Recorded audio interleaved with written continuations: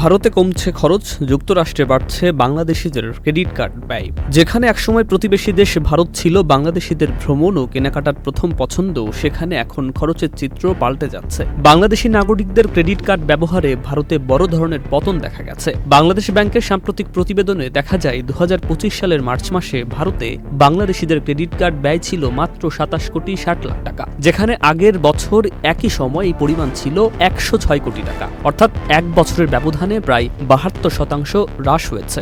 ওয়ালটন আবারও মিলিয়নিয়ার অফারে ওয়ালটন ফ্রিজ কিনে আপনিও হয়ে যেতে পারেন মিলিয়নিয়ার।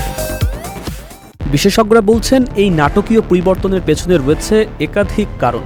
ভিসা পাওয়ার জটিলতা, সীমান্ত পারাপারে কঠোরতা এবং বিশ্বজুড়ে অন্যান্য দেশে ভ্রমণের প্রতি আগ্রহ বৃদ্ধি। ভারতীয় হাইকমিশন ইতিমধ্যে পর্যটন ভিসা বন্ধ রেখেছে, যার প্রভাব স্পষ্ট হয়ে উঠেছে ভ্রমণ খরচে। অন্যদিকে যুক্তরাষ্ট্র, যুক্তরাজ্য ও সৌদি আরবের মতো দেশে বাংলাদেশিদের ক্রেডিট কার্ড খরচ বেড়ে গেছে। মার্চ মাসে যুক্তরাষ্ট্রে খরচ হয়েছে ৫৭ কোটি ৪০ লাখ টাকা, যুক্তরাজ্যে ৩৬ কোটি টাকা এবং সৌদি আরবে ৩৫ কোটি টাকা।